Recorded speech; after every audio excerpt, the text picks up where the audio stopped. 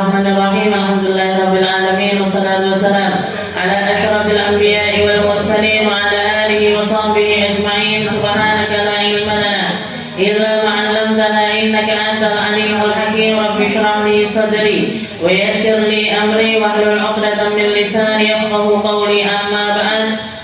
Allahumma sallimna li Ramadan wa sallim Ramadanan lana wa tasallamhu minna mutaqabbala. Allahumma sallimna li Ramadan wa sallim Ramadanan lana wa tasallamhu minna mutaqabbala. Allahumma sallimna li Ramadan wa sallim Ramadanan lana wa tasallamhu minna mutaqabbala. Amma ba'd.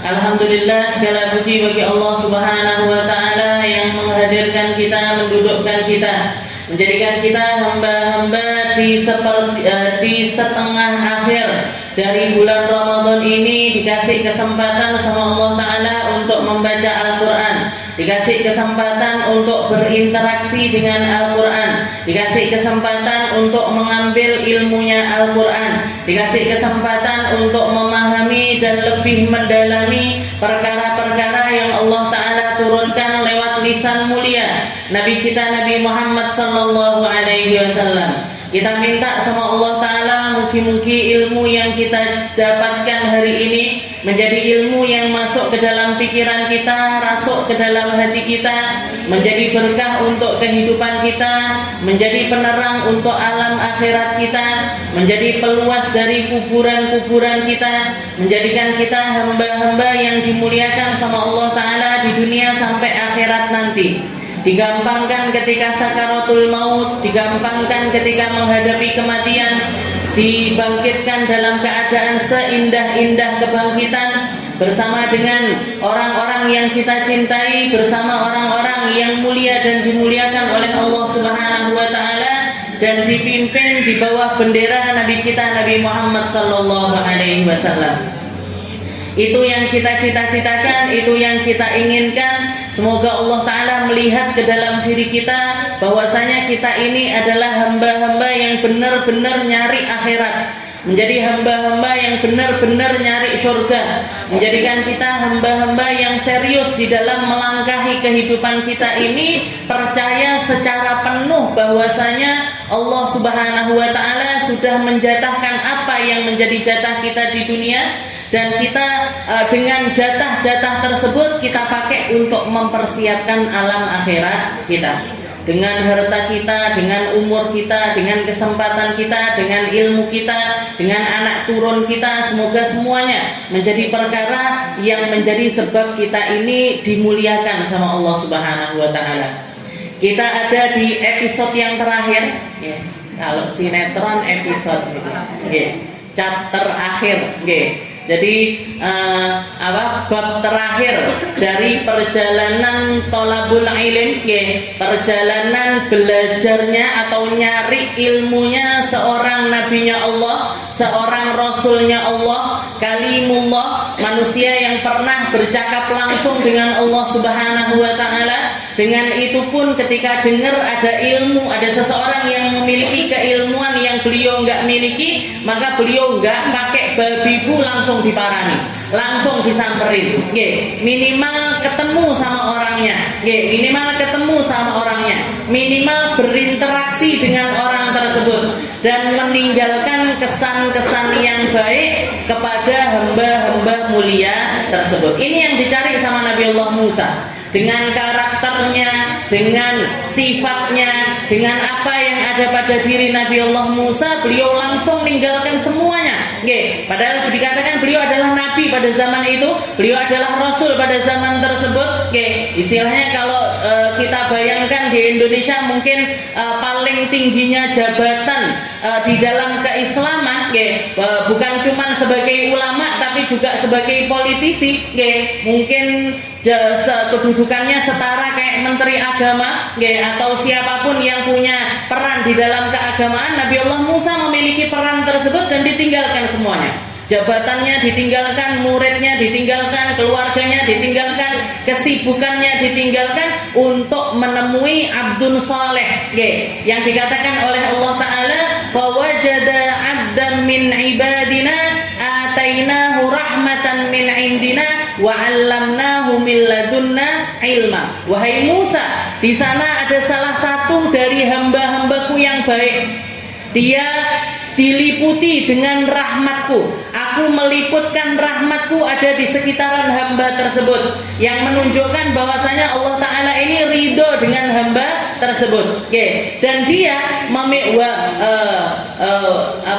wa 'allamnahu min ladunna ilma, dan kami telah mengajarkan kepada hamba tersebut sebuah ilmu yang kamu tidak punya ilmu tersebut. Langsung diparani sama Nabi Allah Musa.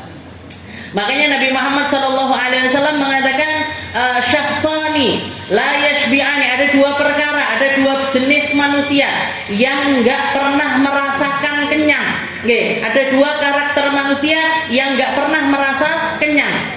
Yang satu adalah talibud dunya wa talibul ilm.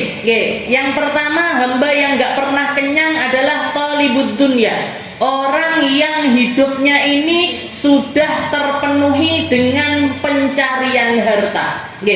Orang kalau sudah dimabuk dunia, orang kalau sudah terpaut hatinya dengan perkara dunia, itu adalah sebuah musibah yang sulit untuk keluar dari perkara tersebut.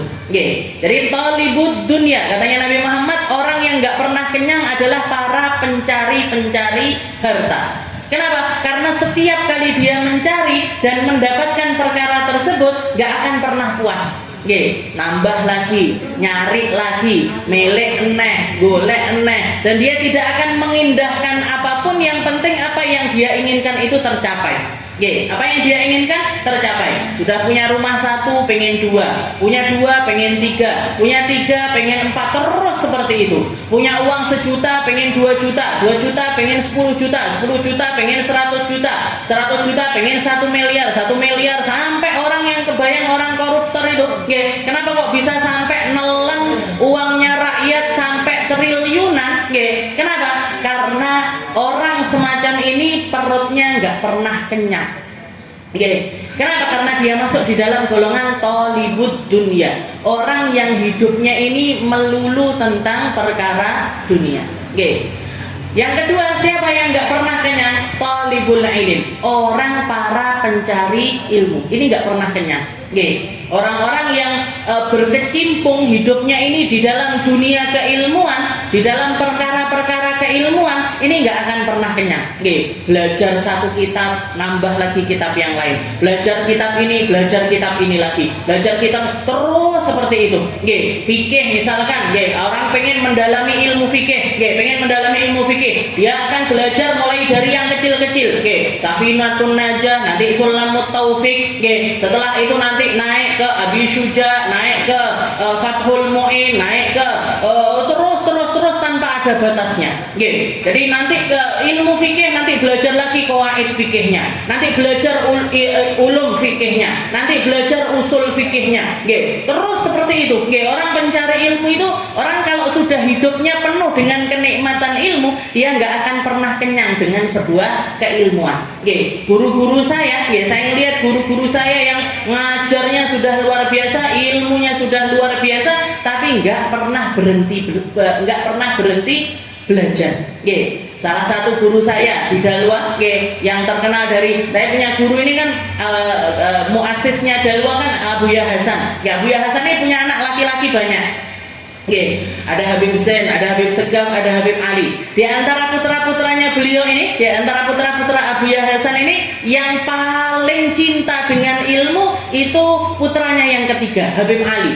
Nggak pernah datang ke, istilahnya datang ke Tulungagung, tapi jarang dakwah, karena beliau memang faknya di ngajar, bukan di ceramah. Kalau yang kemarin saya datangkan Habib Segaf, itu memang orator beliau, istilahnya memang hidupnya untuk dakwah. Untuk dakwah. Dikatakan Habib Ali ini, Habib Ali adiknya Habib Segaf ini, itu kalau masalah keilmuan Habib Segaf sendiri ngakui.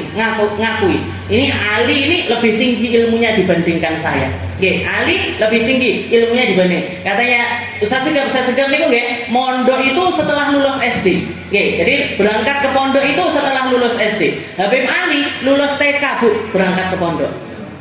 ngepaki baju sendiri, ngepaki peralatannya sendiri. Ditanya sama umiknya, sama Ustazah Khadijah, ditanya mau kemana Li? Mau mondok. Lulus TK sudah pengen mondok ini, ya Habib Ali. Habis itu ketika berangkat ke Madinah, setelah selesai studinya di pondok, beliau berangkat melanjutkan belajarnya ke tempatnya Habib Zain bin Smith di Madinah. Habib Segaf itu kan istilahnya seniornya, kakaknya juga seniornya. Dikasih jadwal hariannya beliau belajar. Kakak Habib Segaf punya jadwal belajar yang rangkep istilahnya. Habis sholat mutolaah ini, habis asar mutolaah ini, habis ini belajar ini, dikasihkan lihat ke adiknya. Katanya Habib Ali, nggak usah Kak. Saya lihat-lihat jadwalnya kakak sama jadwal saya lebih padat daripada jadwalnya kakak. Makanya ilmu itu bita'allum. Ilmu itu nggak bisa didapatkan kecuali dengan belajar. Dan orang kalau sudah nyicipin nikmatnya ilmu, nggak akan pernah kenyang dari ilmu. Karena fauqa kulli dzi ilmin alim. Setiap ada orang punya ilmu, di atasnya ada orang yang lebih berilmu. Dan ini tanpa batas. Tanpa batas. Kita akan selalu menemukan orang-orang ahli ilmu yang keilmuannya itu akan selalu bisa kita serap. Akan selalu bisa kita. Makanya pilihannya di kita.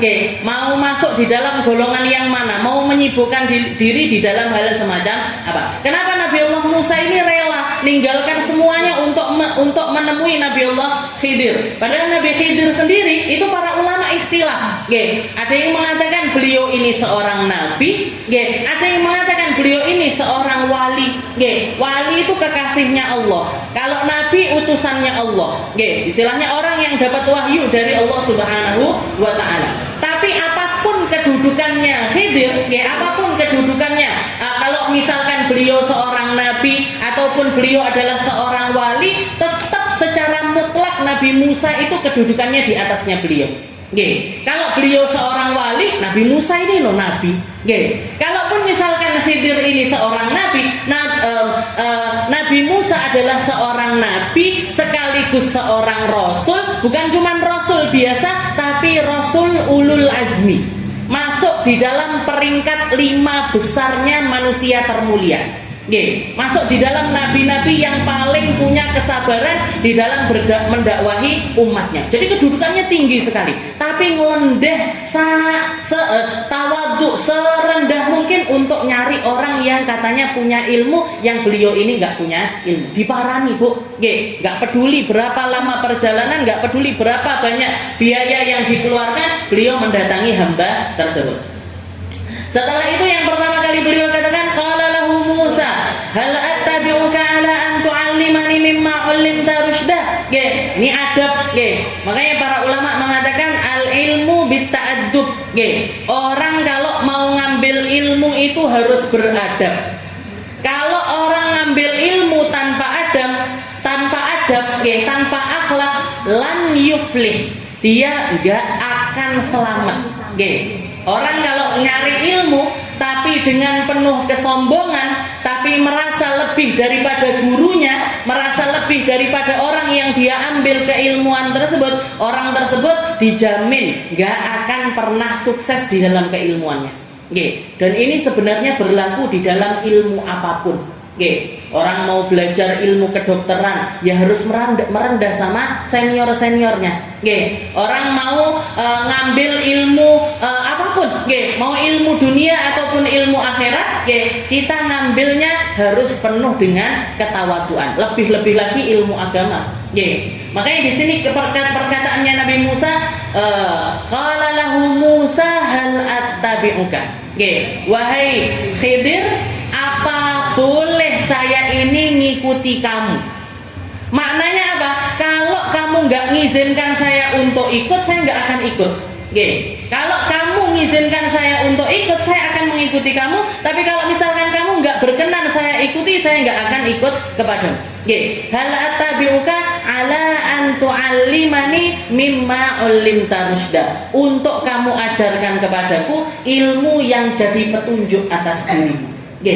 Jadi ilmu yang kamu dapat ini, saya pengen tahu, saya pengen ngerti, saya pengen tahu, saya pengen ngerti, maka izinkan saya minta izin untuk ngikuti dirimu.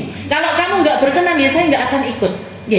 Makanya adabnya belajar itu semacam itu. Jangan mau nanya ke saya WA misalkan, Ustazah boleh nggak saya nanya?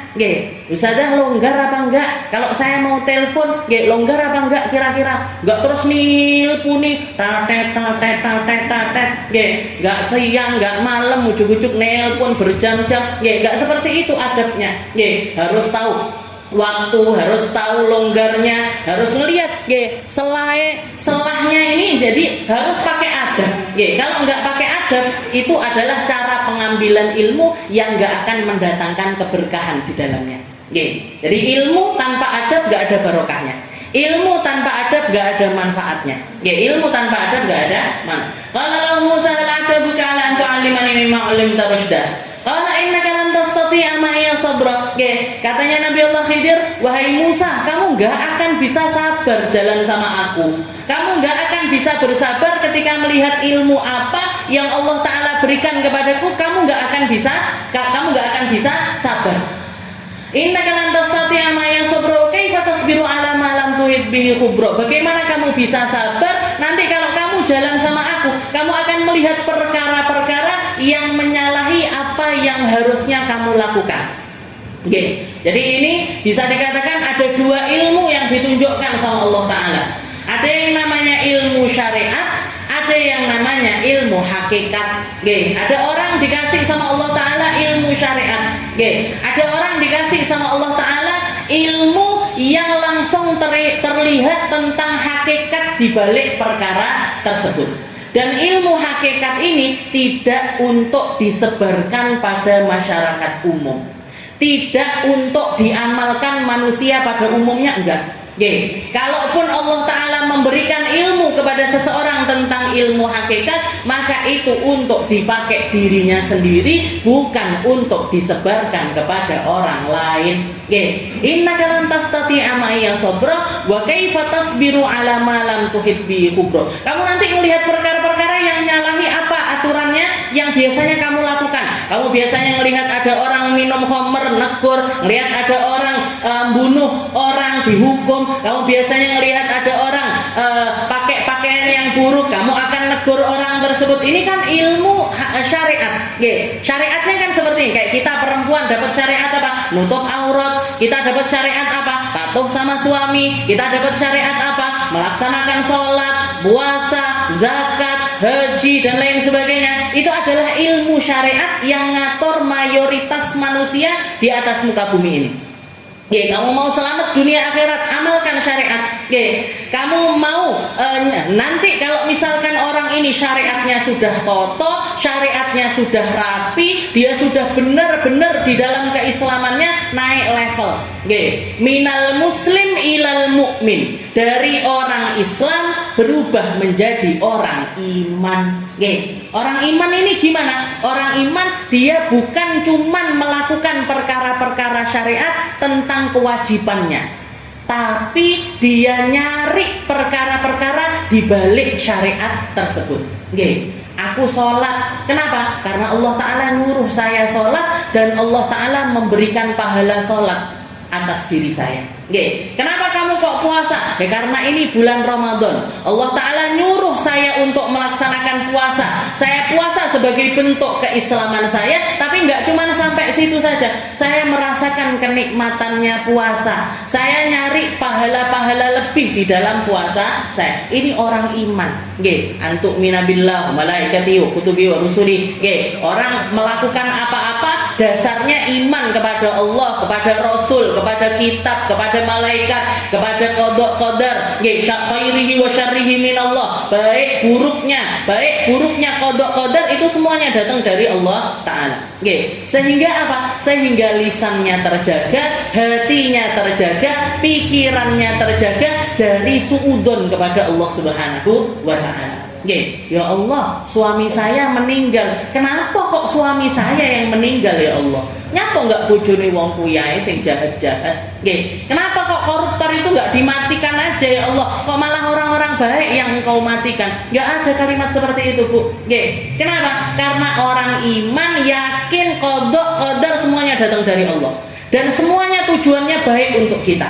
Nggih, mau itu perkara itu nikmat untuk kita jalani ataupun enggak nikmat untuk kita jalani, tapi ketika kita tahu itu datang dari Allah Ta'ala, laisa fihi i'tirad, enggak ada istilahnya enggak ada penolakan atas hal tersebut. Ini orang-orang yang imannya naik. Nggih, jadi bukan cuma Islam tapi dia menjadi orang yang beriman. Kalau terus-terusan dia istiqomah di dalam keimanannya, naik lagi, Bu. Nggih. Namanya apa? Ihsan. Nggih. Katanya Nabi Muhammad, "Anta'budallah ka'annaka tarahu fa illam takun tarahu fa innahu yara." Kamu orang ihsan ini gimana? Dia beribadah seakan-akan melihat langsung kepada Allah. Kalaupun nggak bisa melihat langsung kepada Allah Ta'ala, dia yakin kalau Allah Ta'ala itu memandang kepada dirinya. Sehingga apa yang terjadi? Gak mungkin bermaksiat. Orang yang selalu merasa dijaga sama Allah, orang yang selalu merasa keberadaan Allah Ta'ala itu membersamai dirinya, gak mungkin maksiat. Ketika Rasulullah datang ketemu sama seorang pemuda namanya Harithah, umurnya masih 17 tahun. Ditanya sama Nabi, "Kaifa asbahta ya Harithah?" Wahai Harithah, kamu kabar pagimu ini gimana wahai Harithah? Katanya Harithah, "Ya Rasul, asbahtu mu'minan billahi haqqan." Ya Rasul, saya pagi ini merasakan keimanan meliputi sekujur tubuh saya dengan keimanan yang sebenar-benarnya kepada Allah Ta'ala. Katanya Rasul, katanya Nabi Muhammad, "Ya Harithah, likulli qaulin burhan." Wahai Harithah, setiap kalimat ucapan yang keluar dari lisan kita itu butuh pembuktian. Fama haqiqatu imanik. Kalau kamu menganggap dirimu ini benar-benar beriman kepada Allah Ta'ala, tunjukkan apa bukti dari keimananmu tersebut. Katanya Harithah, "Ya Rasul, saya ini pagi ini, hari-hari saya ini, saya melihat, saya seakan-akan melihat langsung kepada arsy-Nya Allah Ta'ala. Wa ara, dan saya melihat para penduduk surga dengan kenikmatannya, saya melihat kepada penduduk neraka dengan azab yang ada di dalamnya. Saya hidup ya Rasul, di dalam diri saya, di dalam hati saya sawasiyah, setara antara kerikil dengan emas, nggak ada bedanya di dalam diri saya." Kita kan enggak, duit biru karo abang karo ijo beda banget. Padahal yang mirip sekalipun ungu, ungu sama yang pink itu kok jarak 100 meter wes. Roh aku kuwi 10.000, kuwi 100.000. Ini Harithah yang umurnya 17 tahun, Bu. Katanya beliau, "Sawa indi madaruha wa dhahabuha." Katanya beliau, antara kerikil sama emas bagi saya sama aja ya Rasul. Saya sama aja ya Rasul. Setelah itu Rasulullah mengatakan, "Abdun hulamun." Katanya Nabi, "Kamu adalah seorang laki-laki nawwarallahu qalbak, yang dapat cahaya hati dari Allah Subhanahu wa Ta'ala." Gak cukup sampai situ. Harithah setelah itu mengatakan, "Ya Rasul, ud'uli bisyahadah." Ya Rasul, doakan saya. Doakan apa wahai Harithah? Doakan saya biar mati syahid. Saya pengen ikut perang bersamamu ya Rasul, dan saya pengen kena anak panah tepat di jantung saya. Doakan saya untuk mendapatkan itu ya Rasul. Didoakan sama Rasul. Allahumma, ya Allah, berikan syahid kepada Harithah. Karena dia adalah orang yang imannya itu benar-benar kamilan, benar-benar sempurna kepada Allah. Umur 17 tahun minta mati dalam keadaan syahid, umur 18 tahun diijabahi sama Allah Ta'ala. Beliau ikut perang, persis di tempat di mana beliau nunjuk dadanya dengan panah tersebut, di tempat itu Allah Ta'ala memberikan syahid kepadanya. Dan setelah itu dikatakan ketika pulang dari perang, ibunya Harithah ini mendatangi Nabi. "Ya Rasul, ainal Harithah?" "Ainal Harithah?" Harithah ya Rasul? Nggih. Katanya ibunya, "Ya Rasul, di mana Harithahku ya Rasul?" Nggih, putraku Harithah di mana ya Rasul? Katanya Rasulullah, "Isbiri ya ummah." Sabarlah kamu wahai ibunya Harithah. Nggih. Aina waladi ya Rasul? Nggih, aina Harithah ya Rasul? Diulangi lagi, "Ya Rasul, di mana Harithah ya Rasul?" Nggih, "Isbiri, sabarlah kamu, dia sudah dapat keinginannya." Sampai 3 kali diulangi.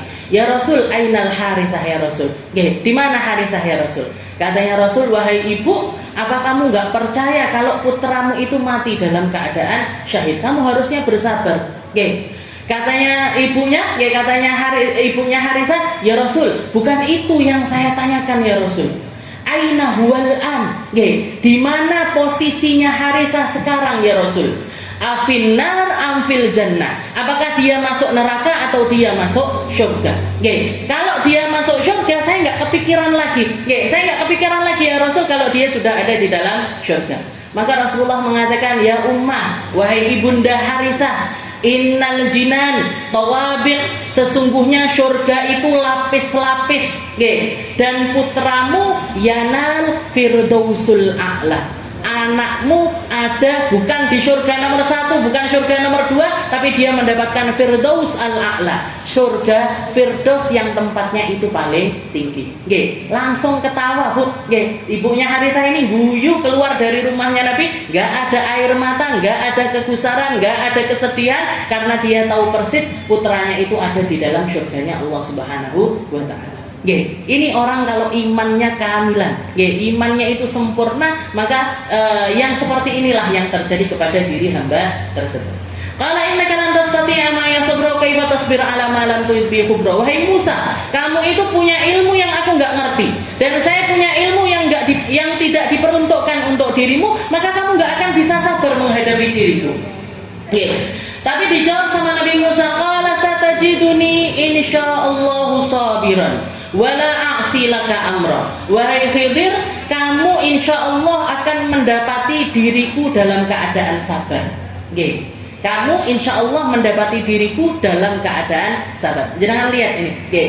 Di sini Nabi Allah Musa mengutip kalimat Allah, nggih, nyerahkan keilmuannya kepada Allah, nyerahkan masa depannya kepada Allah, nyerahkan keadaan dirinya kepada Allah. Satajiduni insyaallah. Kamu insyaallah akan menemukan saya sabar.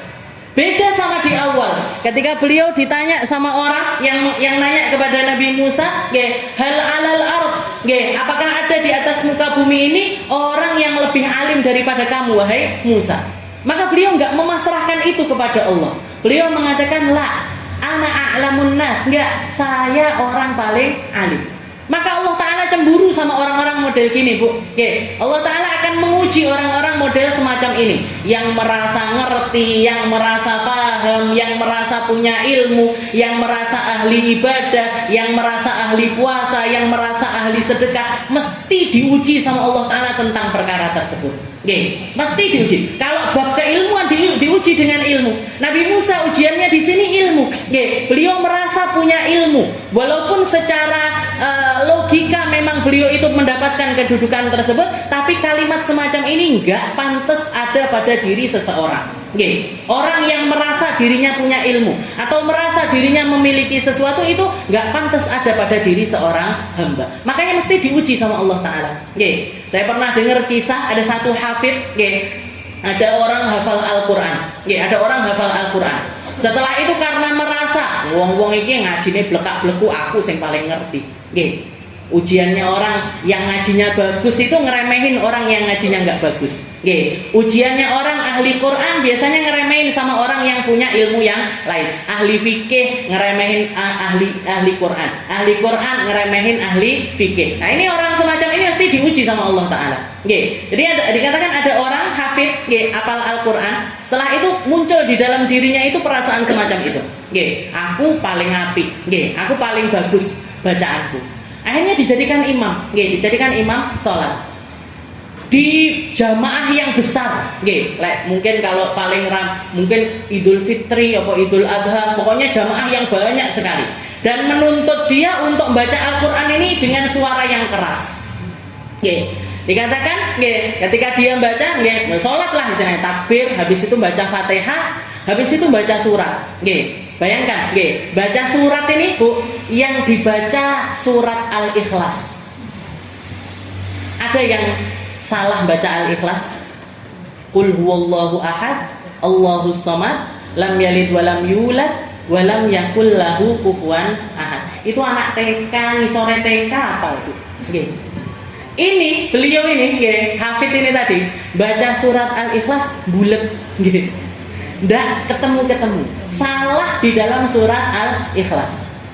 Akhirnya ganti surat. Nggih, akhirnya ganti surat. Rakaat kedua dia baca Sabbihis. Nggih, Sabbihis marabbikal a'la alladzi khalaqa fasaw. Ini kalau salah sik mending gitu. Baca Sabbihis bener dari awal sampai akhir, baca Al-Ikhlas malah salah. Nggih. Akhirnya sejak itu dia dijuluki itu loh, hafid Al-Qur'an yang keliru maca Al-Ikhlas. Nggih. Itulah hafid Al-Qur'an yang salah bacaannya di dalam surat Al-Ikhlas. Nggih. Kenapa? Karena di dalam dirinya ada usikan. Nggih. Dia merasa. Nggih. Jadi merasa ini sesuatu yang enggak boleh ada pada diri seseorang. Nggih. Kecuali ya ada keadaan orang boleh merasa berilmu itu boleh. Nggih. Ketika dia harus istilahnya mempromosikan hal itu kepada orang lain biar orang lain ini ngerti. Nggih, biar orang lain ini ngerti. Kayak saya misalkan, nggih, saya cerita sama jenengan, Bu, saya itu belajar agama itu 10 tahun di Dalwa.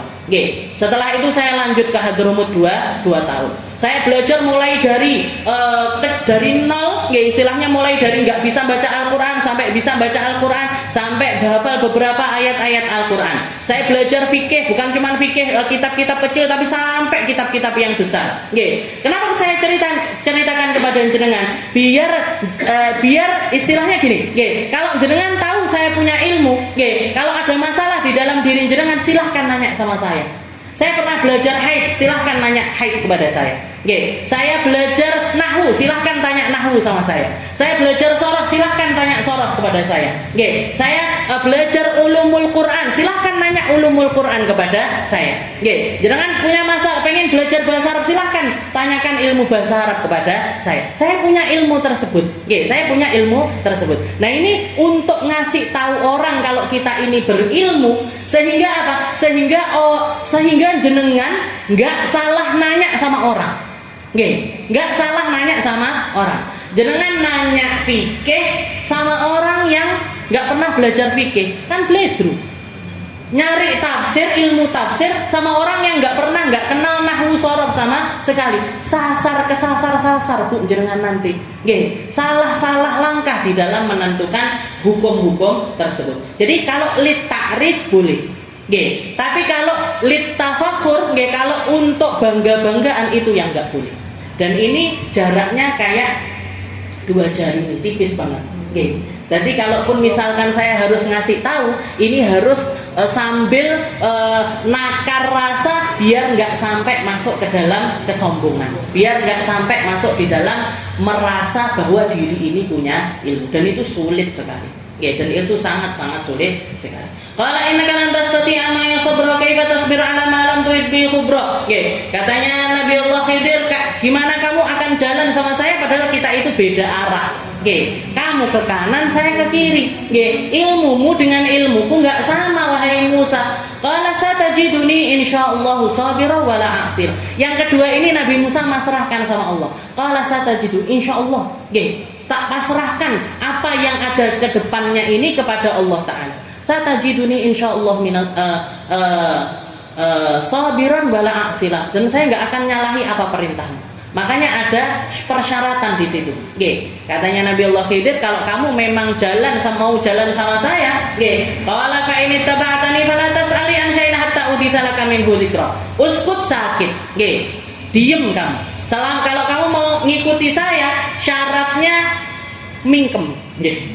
Syaratnya mulutnya dijahit, nggih. Syaratnya nggak boleh komentar, nggak boleh kritik, nggak boleh saran, nggak boleh apa-apa, nggih. Kalau kamu setuju untuk hal tersebut, silahkan ikut saya. Kalau enggak, nggih. Kalau enggak, nggih.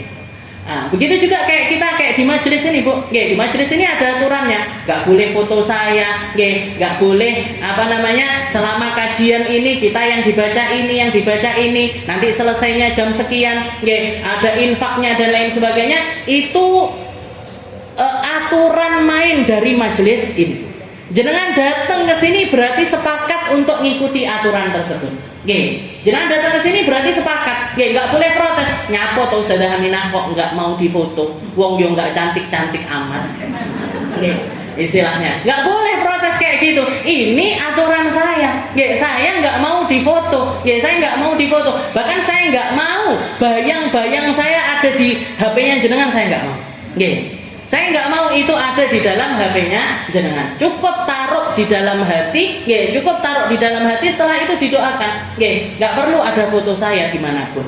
Jadi katanya beliau, qala satajidu insyaallah wala asil, qala fa in ittaba'tani fala tas'ali. Katanya Nabi Allah Khidir, kalau kamu mau ikuti saya, ojo komentar.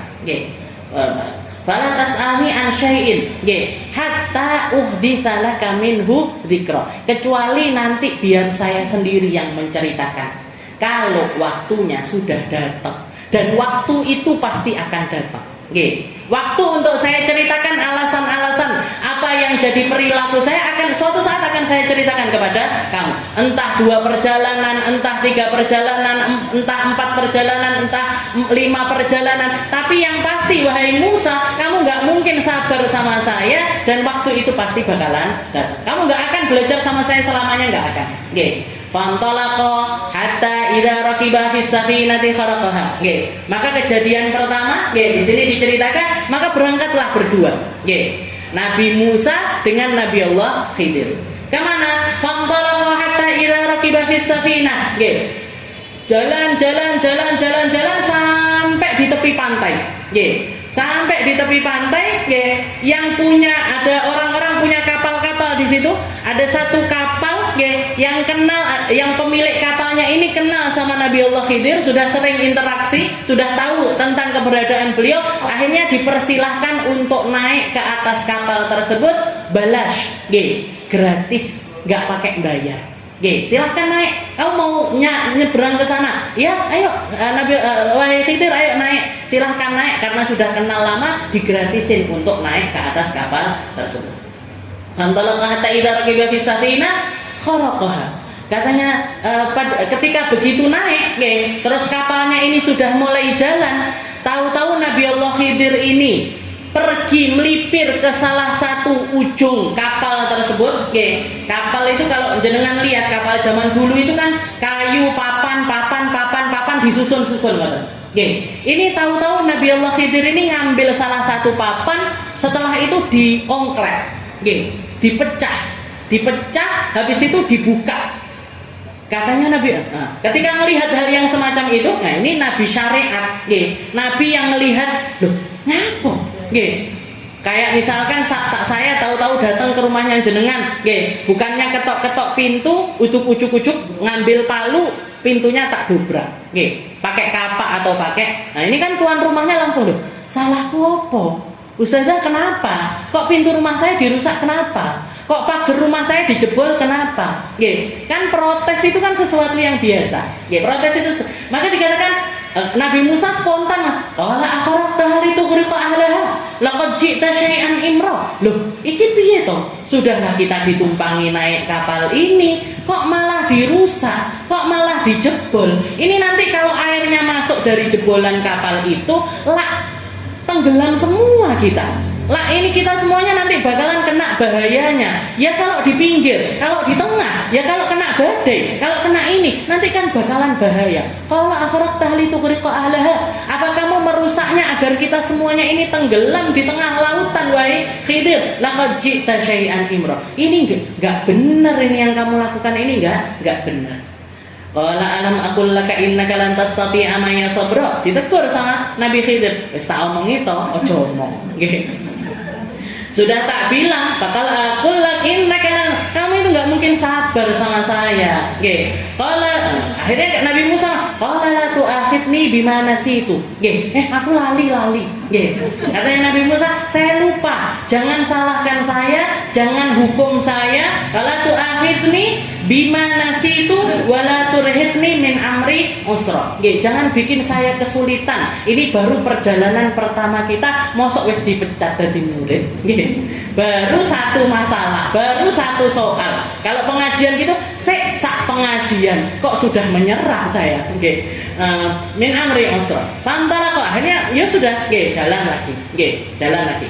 Fantala kok hatta idza laqiya ghulama faqatalahu qala aqata nafsan zakiyatan bighairi nafsin qajita syai'an nukra. Nggih, jalan lagi sampai nyampe ke seberang. Nggih, jadi nyebrangi laut, nyampe ke seberang, masuk ke satu hutan, masuk ke satu desa.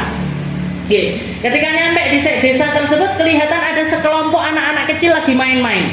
Nggih, ada anak kecil-kecil lagi main-main. Salah satu di antara mereka ini ada yang mukanya itu paling bersih, kulitnya itu paling putih, nggih, istilahnya ganteng dewe daripada teman-temannya, nggih, paling ganteng di situ. Dipanggil sama Nabi Allah Khidir, diajak ke tepi, istilahnya menjauh dari teman-temannya, nggih, dibunuh. Nggih. Bahkan dikatakan di dalam hadis itu bunuhnya itu, Bu, nggih, bunuhnya itu kepalanya dilepaskan dari badannya. Nggih. Dipenggal sama Nabi Allah Khidir. Nggih, bukan cuma dibunuh kayak di film-film disikep popo piye atau dibius apa disuntik apa di keprok pakai batu, enggak. Nggih, dipenggal sampai terlepas antara badannya dengan kepalanya. Nggih. Di situ Nabi Allah Musa ini lagi. Ini lebih parah daripada yang pertama. Nggih. Fantala kata idza laqiya ulama faqatalah. Katanya Nabi Allah Musa, qala aqata nafsan bighairi aqata nafsan zakiyatan bighairi nafs. Ya, kamu ini kenapa kok bunuh anak yang enggak punya dosa, belum punya salah, belum balik? Kok salah apa anak ini? Nafsan zakiyah. Nggih, jiwa yang masih suci kok kamu bunuh bighairi nafs. Nggih, bukan karena kisos, bukan karena dia bunuh orang, bukan karena kesalahan yang ada pada dia. Anak ini salah apa kok sampai kamu bunuh dengan cara yang begitu mengerikan, nggih, kejem banget, nggih. Mbok yo kalaupun mau bunuh itu enggak kayak gini caranya. Ya, apa tahu rasan zakiyatan bighairi nafs? Laqad ji'ta syai'an nukra. Di sini enggak bisa ini. Nggih. Ini lebih parah daripada ini mungkar sudah. Nggih. Jadi kalimatnya di sini laqad ji'ta syai'an nukra. Kalau yang pertama tadi laqad ji'ta syai'an amra. Nggih, perkaramu itu salah. Kalau yang kedua ini mungkar ini. Nggih. Ini wes enggak iso aku. Nggih. Istilahnya enggak ada toleransi di dalam hal yang semacam ini. Nggih, kita mau husnudon sama pembunuh bisa. Nggih, kita mau berprasangka baik sama orang yang ngelepasin kepalanya orang. Nggih, bisa jenengan husnudon sama orang kayak gitu. Enggak iso, Bu. Nggih, enggak bisa. Kata laqad ji'ta syai'an nukra. Nggih. Ditegur lagi sama Nabi Allah Khidir. Qala alam aqul lak innaka lan tastati'a ma'a sabra. Wis tak omongi meneng toh. Nggih, kamu tetep aja ngomong. Sudah saya katakan kamu enggak akan pernah bisa sabar atas perkara ini. Qala akhirnya Nabi Musa sadar lagi. Nggih, Nabi Musa sadar lagi. Setelah itu beliau mengatakan, qala in sa'altuka an syai'in ba'daha fala tusahibni. Ya wis, kasih saya kesempatan terakhir. Kalau di kejadian yang terakhir saya masih belum bisa sabar juga, nggih. Kalau saya masih nanya tentang sesuatu, ba'dah setelah ini fala tusahibni, wis aja mok kancane neh aku, nggih. Jadi istilahnya selesai aja hubungan antara kita. Istilahnya kita selesaikan perjalanan kita ini. Saya enggak iso sabar ndelok hal yang semacam ini, terlalu mengerikan, nggih. Terlalu enggak masuk di nalar saya. Nggih, enggak bisa. Fala tusahib qad balagta min ladunni udhra. Nggih, jadi toleransi saya di dalam mentolerir apa yang kamu lakukan enggak ada di dalam kapasitas diri saya. Nggih, saya enggak mampu untuk jalan sama kamu. Fantalaqa, akhirnya jalan lagi. Nggih. Fantalaqa hatta idza ataya ahla qaryatin istat'ama. Ahla qaryatin istat'ama. Bacanya gitu. Nggih. Akhirnya mereka berdua jalan lagi sampai nyampe di satu qaryah, nggih, satu desa. Nggih, nyampe ke satu desa istat'ama ahlaha. Nggih. Dan dua-duanya ini dalam keadaan lapar. Nabi Khidir lapar, Nabi Musa juga lapar. Nabi Khidir lapar bareng rusak kapal, nggih. Habis itu terus membunuh orang, lapar, nggih, lapar. Nabi Musa juga lapar karena melihat perkara-perkara yang bikin beliau geleng-geleng tadi, nggih. Masuk ke satu desa lapar dua-duanya, nggih. Setelah itu apa yang dilakukan? Fastat'ama ahlaha. Beliau ngetuk satu pintu ke pintu rumah yang lainnya untuk minta dikasih makan. Minta makan. Istat'ama itu minta makan. Dan kalau dilogikakan Bu, istilahnya daerah mana atau komunitas manusia mana yang tega nggak ngasih makan sama orang yang kelaparan? Yang tega untuk nggak ngasih makan kepada orang yang kelaparan. Saya misalkan perjalanan jauh, setelah itu lapar, nggak punya duit, nggak punya bekal, nggak punya duit, setelah itu saya masuk ke daerah sini, daerah komplek perumahan Villa Satwika ini misalkan. Saya ketuk satu rumah ke rumah yang lainnya, ketuk satu rumah ke rumah yang lainnya. Mungkin nggak saya keluar dari Villa Satwika ini perut saya nggak kenyang? Nggak mungkin kayaknya. Gitu. Mungkin baru ngetuk satu rumah aja sudah saya minta makan, mesti dikasih. Saya minta minum, pasti dikasih. Siapapun orangnya, siapapun orangnya, nggak harus saya. Istilahnya orang yang kumuh sekali. Istilahnya kalau orang berbagi makanan itu kan bukan sesuatu yang berat.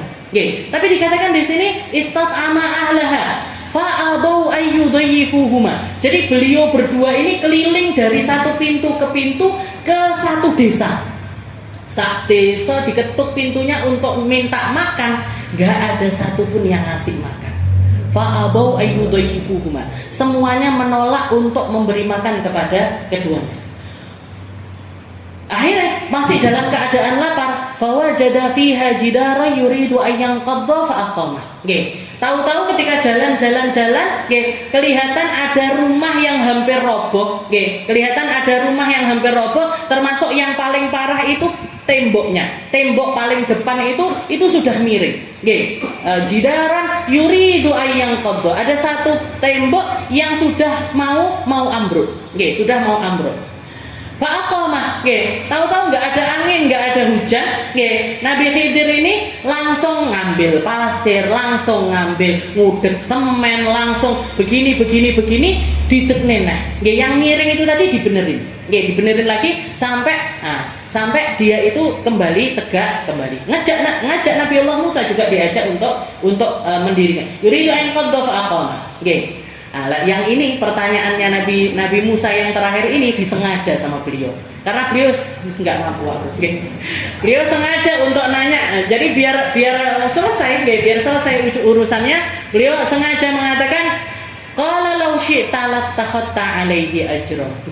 Kita ini kan lagi lapar dan tadi keliling minta makan nggak ada yang ngasih makan. Keliling minta minum, gak ada yang ngasih minum. Kenapa kamu tidak menawarkan jasamu untuk dapat upah dari orang-orang sini? Kalaupun misalkan mereka gak mau ngasih gratis, kalau kita bekerja untuk mereka, insya Allah mereka mau. Kesempatannya kita itu ada kalau kita mau bekerja. Kalau syi'ta lattakhadta alaihi ajra. Kenapa kita nggak minta upah untuk kita dikasih makan sama orang-orang sekitar sini? Itu ada warung, kita mungkin nawarkan cuci piring, nanti dikasih makan. Di situ ada toko bangunan, mungkin kita bantuin parkir, nanti dikasih makan. Jawabannya Nabi Musa seperti itu. Tapi ini kalimat ini disengaja. Qala law syi'ta lattakhadta alaihi ajra. Akhirnya yang terjadi, yang diharapkan Nabi Musa terjadi. Katanya Nabi Allah Khidir, hadza firaqu baini wa baini. Wis sakmene ae. Ini perpisahan antara diriku dengan dirimu. Hadza firaqu baini wa baini. Ini adalah waktu kita untuk berpisah. Ini adalah waktu kita untuk saling kembali ke kehidupan kita masing-masing. Hadza firaqu baini wa baini. Sa'unabbi'uka bita'wili ma lam tastati' alaihi sabra. Akan aku jelaskan semua apa yang kamu lihat dari awal. Oke, akan saya beritahukan apa kejadian-kejadian yang kita alami tadi itu akan saya jelaskan semuanya tentang perkara yang kamu tidak bisa sabar atasnya. Oke. Amma safinah fakanat limasakin ya'maluna fil bahr faradtu an aibaha kana warahum malikun ya'khudhu kulla safinatin ghasbah. Oke. Kejadian pertama ketika kita naik ke atas kapal tersebut, ya di atas perahu yang pertama kali kita naiki itu yang punya adalah anak-anak miskin, pemuda-pemuda miskin, punyanya salah satu keluarga miskin. Ya'maluna fil bahr, memang mereka kerjaannya jadi nelayan. Farad, dan mereka itu barusan beli, jadi setelah kerja bertahun-tahun baru bisa beli kapal baru itu tadi. Baru beli kapal itu tadi. Fa'aradtu an aibaha, maka aku merusaknya atau bikin cacat di kapal tersebut, karena di depan kita ada raja zalim, yang pasukannya itu sedang berpatroli dan mereka akan merampas setiap kapal yang enggak ada aibnya. Kapal yang ada cacatnya enggak digosok, enggak dicuri, enggak diambil, enggak dirampas. Tapi kalau yang ada aibnya diambil, yang ada aibnya nggak diambil, kalau bersih atau istilahnya nggak ada cacat sama sekali, nggak rusak, nggak masih bagus, masih baru, maka nanti akan dirampas sama raja dolim tersebut. Maka tak jebol titik dan aku jebolnya nggak sampai fatal, nggak sampai bikin kapal ini tadi tenggelam. Biar ketika patroli itu melihat, oh enek cacate, akhirnya mereka dilepaskan. Itu yang pertama. Ya'khudhu kulla safinatin ghasbah. Rajanya ngambil setiap kapal dengan cara paksa. Wa ammal ghulam fa kana abawahu mu'minain fa khashina yurhiqahuma tughyana wa kufra. Kalau yang anak kecil yang saya bunuh itu, dia adalah anak dari abawahu mu'minain. Ibu bapaknya itu orang iman. Kakek neneknya itu orang-orang baik. Dia itu anaknya orang-orang baik. Fakhashitu ayyurhiqahuma tughyana wa kufra. Sedangkan anak ini nantinya akan tumbuh dewasa, dia itu akan durhaka sama orang tuanya. Dan dia itu jadi orang tersesat, keluar dari iman. Bahkan bukan cuma sampai di situ, dia akan menyesatkan kedua orang tuanya juga. Yurhiqahuma tughyana wa kufra. Jadi dia akan melampaui batas dan juga melakukan kekufuran, sehingga orang tuanya akan mengikuti hal tersebut. Fa'aradna, maka ketika aku membunuhnya, aku berharap kepada Allah Ta'ala ayyubdilahuma rabbuhuma khairam minhu zakatan wa aqraba ruhmah. Allah Ta'ala akan menggantikan untuk pasangan tersebut anak-anak lain yang akan jadi anak-anak yang baik. Bukan cuman badannya aja yang sehat, tumbuh dewasa dengan baik dan lain sebagainya, tapi dia juga akan menjadi anak-anak yang mendekatkan rahmat di antara keduanya, nambahi kebaikan di dalam keluarga tersebut dan lain sebagainya. Bahkan para ahli tafsir mengatakan nanti kedua orang tua yang anaknya laki-laki meninggal ini, Bu, anak lakinya kan dibunuh sama Nabiullah Khidir. Mereka nanti istrinya akan hamil lagi, melahirkan seorang anak perempuan. Jadi anak laki sama anak perempuan biasanya kan orang cenderung sama anak laki. Ini nanti dikaruniai tapi bukan anak laki, anak perempuan. Tapi dari rahim anak perempuan ini, lahir anak laki-laki sebanyak lebih dari 7 orang dan semuanya jadi nabi-nabinya Allah.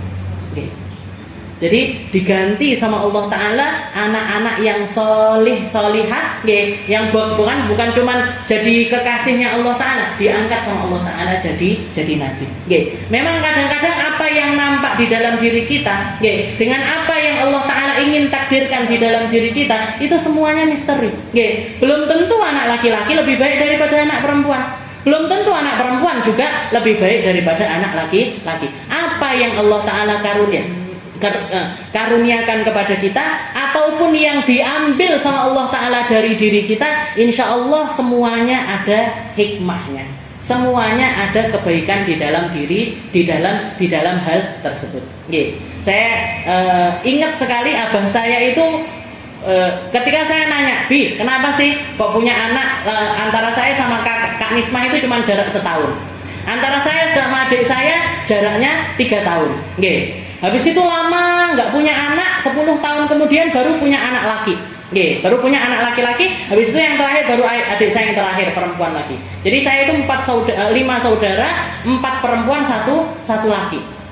Kata abang saya, jawabannya beliau, Abi itu dari awal nggak pengen punya anak perempuan, nggak pernah pengen punya anak perempuan, itu nggak pernah. Tiba-tiba malah sama Allah Ta'ala dikasih anak perempuan. Akhirnya tak cepet nih, punya lagi anak perempuan lagi.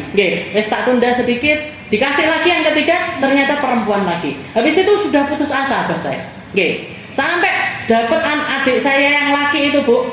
Abah saya haji sekitar tahun 2001 kalau nggak salah. Tahun 2001 beliau haji, pulang dari haji katanya minta di multazam, ya Allah, kula mboten gadah anak laki. Kalau jenengan kasih yang barokah, yang manfaat, yang barokah, yang beliau minta gitu, kasih saya anak laki yang barokah manfaat. Setelah itu ditakit lagi, kalau saya sampai punya anak laki, ya Allah, akikohnya nanti 10 kambing, akikohnya 10 kambing. Pulang, Bu, umi saya hamil, pulang umi saya hamil. Ketika hamilnya sudah besar, ditakit lagi, minta persaksian dari orang-orang kampung, sama saudara-saudara. Ini nanti kalau anaknya ini laki, keluarnya akikohnya 10 kambing. Laki, Bu, keluar laki, keluar laki. 10 kambing beneran, ngalah-ngalahi mantu, sak kampung dalam kayak mantu, ditutup semua terasan tetangga-tetangga itu jadi undangan akikohnya adik saya, segaf itu. Tapi lali nggak minta panjang umur, umur 12 tahun meninggal. Jadi lulus SD, mondok ke Cirebon, mondok di Cirebon, dapat 2 bulan atau 3 bulan gitu, meninggal di sana, meninggal di sana. Jadi istilahnya sepertinya Allah Ta'ala memang nggak pengen ngasih abah saya anak laki, terus kayak wedok aja lah. Tapi karena yang jenenge melek ya sudah, tapi dikasih sama Allah Ta'ala, tapi buat nyicipin aja, nyempeti waktu 12 tahun interaksi, habis itu diambil lagi, mau aneh Gusti Allah, punyanya Allah Ta'ala. Jadi diambil hikmahnya, maka anak abuhuma mu'minin fakhashina yurhiqahuma tughyanau wa kufra. Jadi dikatakan dikit lagi insyaallah. Jadi orang tuanya ini orang baik, orang tuanya orang baik. Allah Ta'ala ingin menjaga kebaikan tersebut, diutuslah Nabi Allah Khidir menjadi perantara. Istilahnya gini. Jadi berarti boleh manusia itu bunuh manusia, nggak boleh, Bu, tetap, Bu. Kalau jenengan melihat Nabi Allah Khidir ini, pandanglah beliau seperti halnya kita memandang malaikat Israel. Malaikat Israel itu berapa manusia yang dibunuh? Berapa manusia yang dicabut nyawanya? Kenapa kok nggak disalahkan sama Allah Ta'ala, nggak diazab sama Allah Ta'ala? Karena semuanya perintah dari Allah. Nabi Allah Khidir juga seperti itu. Beliau dapat perintah, mil alamnahu min ladunna ilma. Khidir ini dapat ilmu langsung dari aku. Ketika beliau membunuh seseorang, ketika beliau merusak kapal, itu perintah dari Allah Ta'ala. Dan ada hikmah di balik perkara tersebut. Faradna yubdilahum akhrabuhuma khairan minhu zakatan wa aqraba ruhmah. Allah Ta'ala ingin menjadikan keturunannya ini anak-anak yang baik. Dibunuhlah anak tersebut. Wa ammal jidar, yang terakhir, wa ammal jidar fakana li ghulamain yatimaini fil Madinah. Kalau yang tembok yang hampir roboh itu, tembok itu punyanya 2 orang anak yatim. Punyanya 2 orang anak yatim. Wa kana tahtahu kanzun lahuma. Dikatakan orang tua dari anak tersebut, orang tua yang sudah meninggal dari kedua anak yatim tersebut, ninggalkan harta warisan di bawah tembok. Kalau temboknya sampai roboh,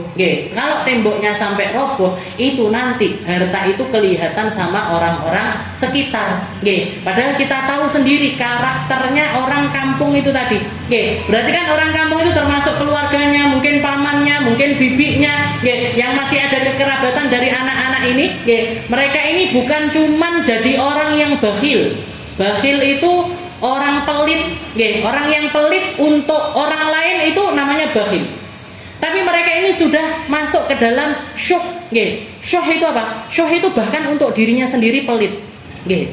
Jadi bahkan untuk sekedar ngasih makan minum sama orang, nggih, ngasih makan minum, dan itu sak kampung seperti itu. Kita bisa bayangkan gimana kalau harta itu kebongkar, nggih, dilihat sama orang-orang kampung, nggih, mereka sudah pasti bakalan ngerampas harta tersebut. Padahal anak-anak ini, anak yatim ini masih kecil-kecil.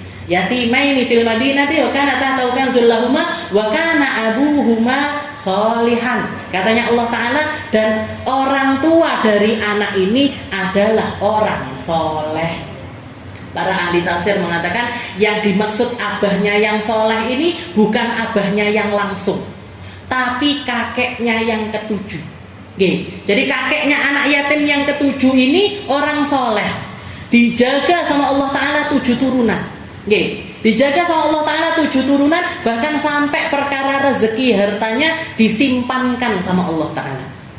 Lewat siapa? Lewat Nabi Allah Khidir. Farada fil madinati kana tahtahu kanzul lahum wa kana abuhuma shalihan. Fa arada rabbuka yablugha ashuddahum wa yastakhrija kanzahuma rahmatan min rabbik. Allah Ta'ala ingin harta itu nanti baru kebuka setelah kedua anak yatim ini sudah tumbuh dewasa. Kenapa?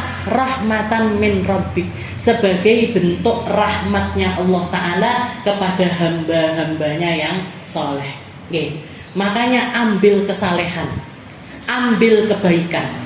Mau jenengan ngambil kebaikan akhlak, mau jenengan ngambil kebaikan ibadah, mau jenengan ngambil kebaikan sedekah, mau jenengan ngambil kebaikan ilmu, mau ngambil kebaikan apapun itu ambil, Bu. Untuk apa? Biar Allah Ta'ala jaga anak cucu kita. Biar Allah Ta'ala memberikan sesuatu yang baik kepada anak-anak kita. Kenapa? Karena orang soleh itu dirahmati sama Allah. Bukan cuma dia, tapi anak-anaknya. Bukan cuma anaknya, tapi cucunya. Bukan cuma cucunya, tapi cicitnya. Sampai 7 turunan dijaga sama Allah Ta'ala kebaikan hamba tersebut. Wa kana abuhuma sholihan. Wa kana abuhuma sholihan.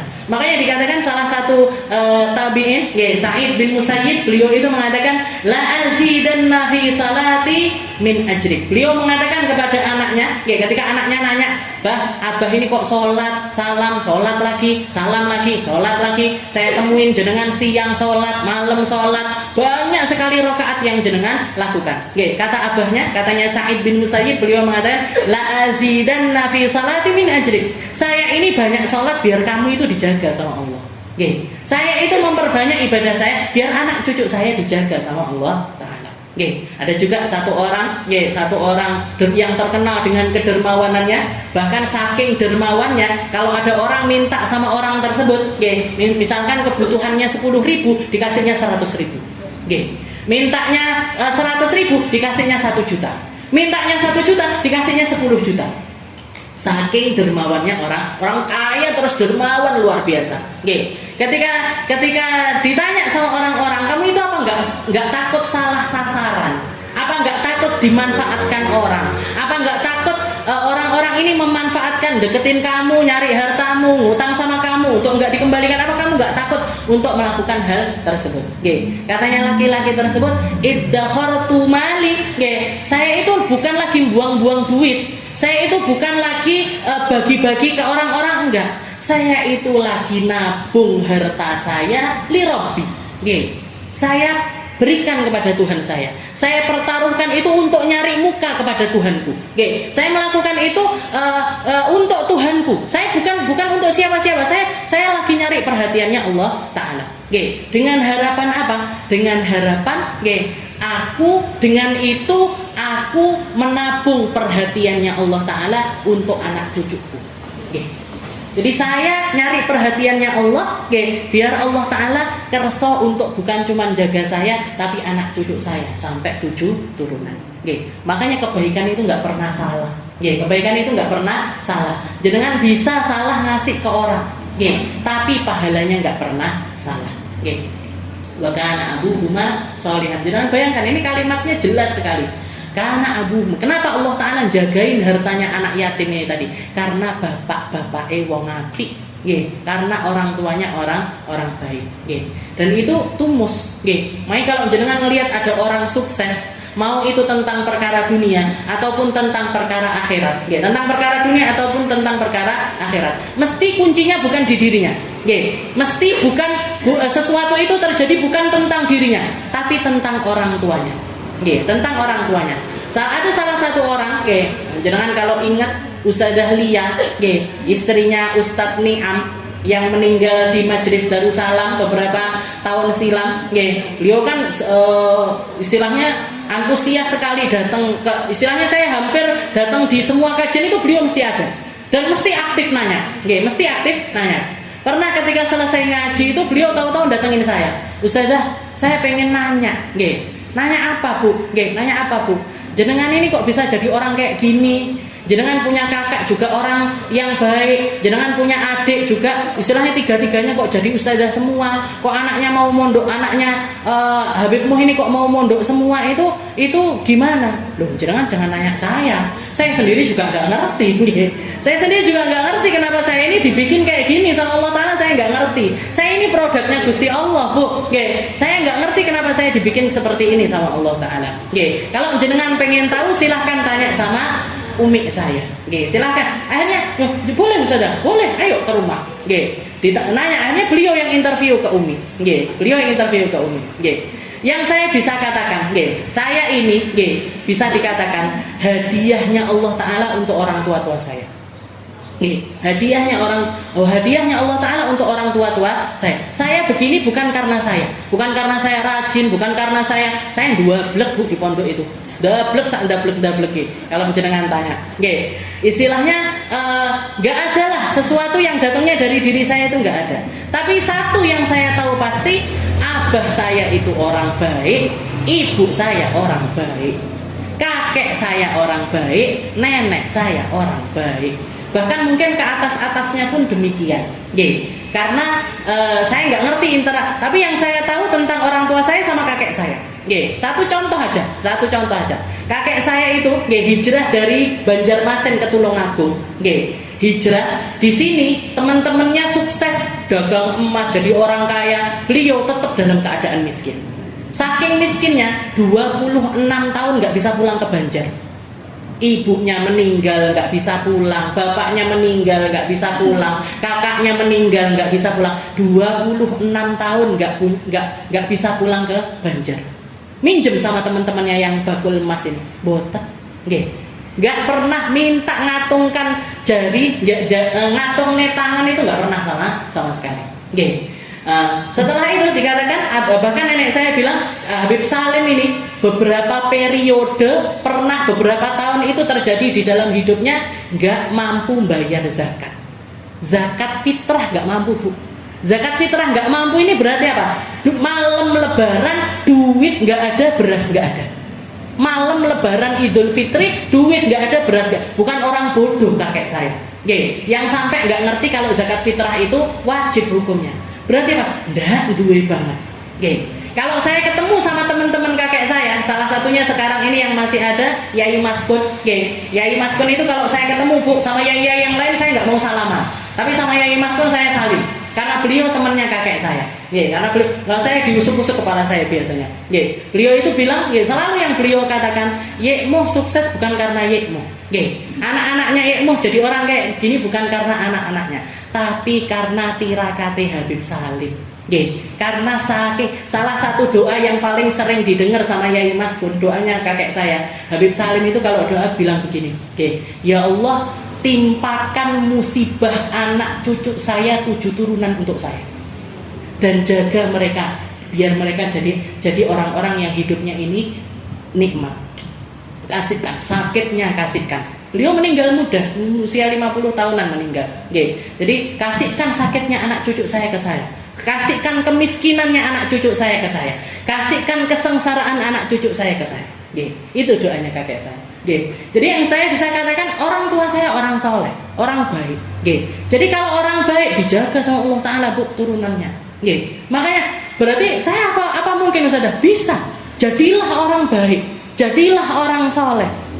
Putus rantai. Kalau memang orang tua kita bukan orang baik, putus mata rantainya.